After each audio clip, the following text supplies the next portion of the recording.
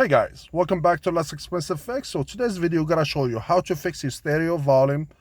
It stopped working. So my volume stopped working like 2 days ago and just finished to start working on it because my leg was hurt. So this one won't make a lot of video anymore. So guys, so I've just fixed that stereo. Just right now is night. So it take me only 5 minutes to figure out what's wrong on it.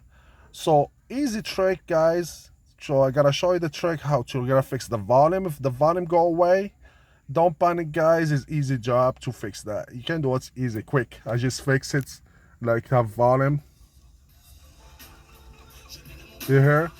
Sorry, I cannot put music in the video. So I just fixed the volume, and it's easy trick, guys.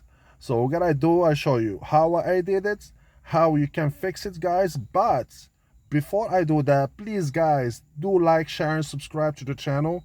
Like that we keep showing you more tricks, how to fix these problems on the cars, and many things I gotta show you guys. So what I did to fix this problem, so I go here, the dash is on, for the stereo is on, and the dash at the same time like on like that.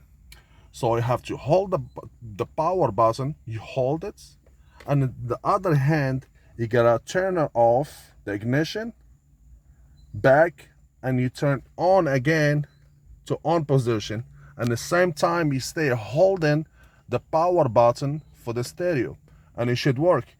I tried it like 3 times and the third one worked. Okay guys, this is the end of the video. Easy guys to fix these problems.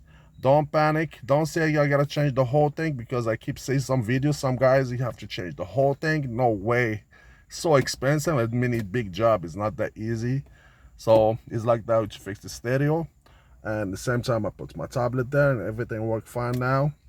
So guys, please like, share, and subscribe to the channel. And if you like this video and if this trick worked for you, it should work for everybody. Thank you guys, and have a good one.